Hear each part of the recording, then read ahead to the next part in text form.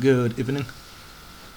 And so, after 2 weeks, I finally get time to do the second part of the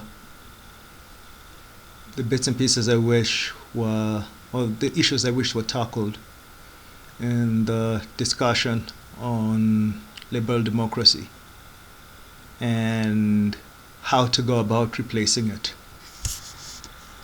Yeah. Okay. So, so we can start with where I left off when I wanted to discuss that the replacement or the issue that we need to deal with is conviviality, on the question of conviviality, right? We need to address how to restore the social capital that has been consumed or that is being consumed through the culture of narcissism, through the revolt of the elite, through the betrayal of democracy, through the failures of liberalism, right? And through the alliance or partnership of various institutions, be they be government bureaucracies, or be they be government state institutions, right? Or private corporations. There's some type of the type of partnerships that exist within the public and the private sector, and how to deal with the commodification of everything, right? Where this push towards a state that uses therapy and soft power to control people and to direct them into a particular direction, despite the fact that that direction is harmful and destructive to society and community as a whole, right? And this this state of affairs that is such that there's this push towards having profitable, nutrient-poor food, right, rather than affordable, nutrient-rich food, right? Where due to the nature of the technology that we have and the social and the cultural norms is such that a popular church with many people would be more desirable, right, than a community, right, that are in fellowship with each other, right? And it's that thing of replacing universal things with matron things, right? And so, yeah, so how do we deal with the loss of social capital? How do we deal with the commodification of everything? How do we close the culture gap, right? That prevents us having a type of moral or epistemic consensus, right? How do we deal with the death of honor, right?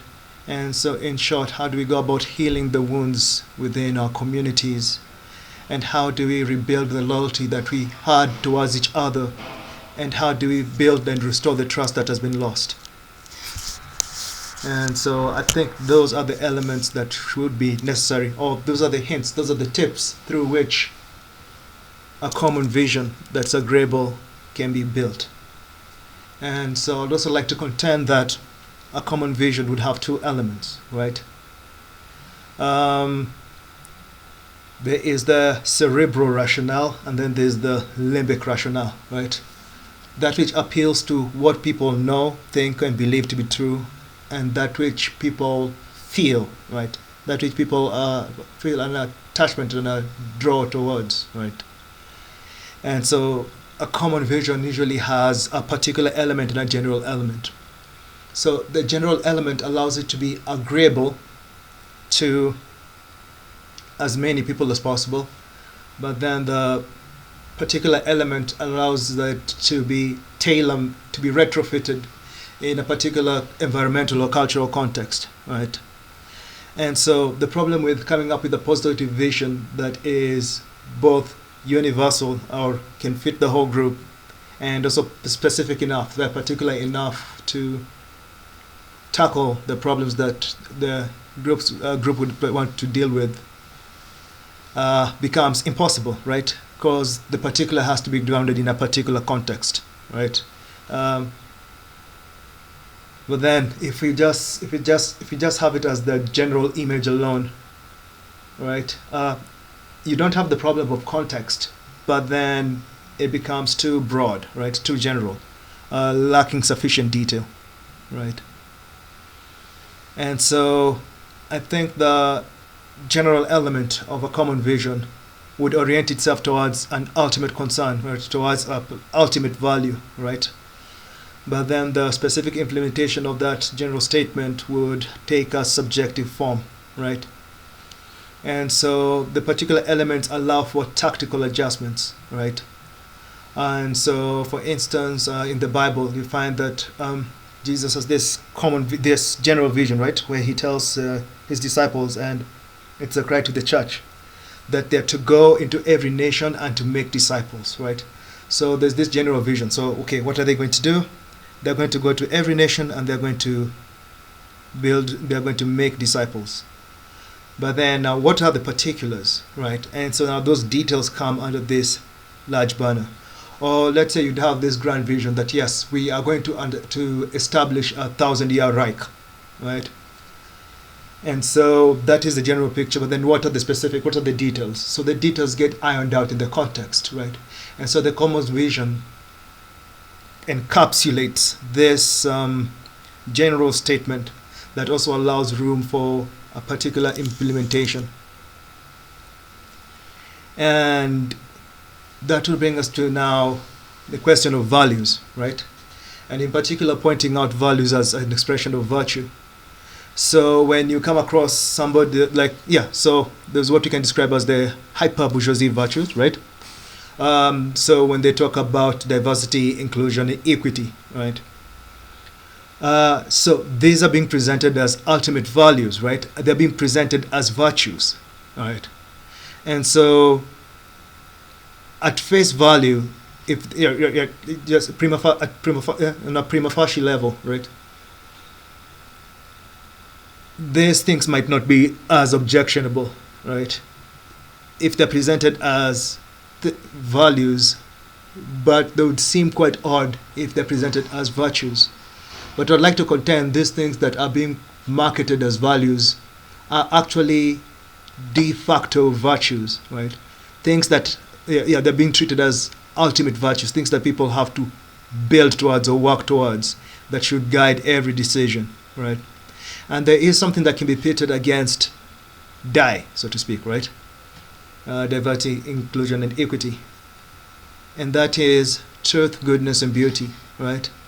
So by pitting classical virtues or Christian virtues, depending on your cultural context, you can push against these corrupting virtues, right? Or perversions of goods that are being presented in the public sphere, that are being used to reorient people towards a vision of the world that works for the current elite, but is harmful towards the general populace, right? And so when you pit, for example, truth, goodness, and beauty against these public values, it becomes now you have a clash of values, right? You have a conflict of virtues. And what kind of virtue is able to stand when they're clashing against each other, right? Between the one that is pushing for goodness, truth, and beauty, in contrast to one that is pushing for diversity, inclusion, and equity, which one will end up standing long term? Which one produces the kind of men and women that will be able to triumph in that conflict or in that civil conflict, right? So one, like the whole idea of diversity, inclusion, and equity, right? Where people can speak of maybe spiteful mutants. Perhaps people can theorize it as some type of Berlinism, depending on whichever perspective, which view you're contending with. All those, I could say, anti-social virtues or anti-community values, right? They want to locate the good, right? The true and the beautiful in desire, in power, right? It's shifting the realm of the divine, the realm of ultimate concern, away from beyond the metaphysical, right? From a theological space into a conceptual space within the imagination or the desire of man, right? So the center of divinity is being placed within the individual, right? So man becomes the measure, right? Rather than the seeker, right? The one that looks to know, the one that seeks to discover, right? And so rather than reaching towards perfection, they're reaching towards power, right? And this can actually be demonstrated by what Kimlicker's, right, summary of the central political values, right, in his book, Introduction to Contemporary Philosophy, right? So what is the ultimate value example for the feminist movement? It is androgyny, right? When implemented in the public sphere, there is no difference between male and female, right? That is, the value manifests itself as androgyny, right?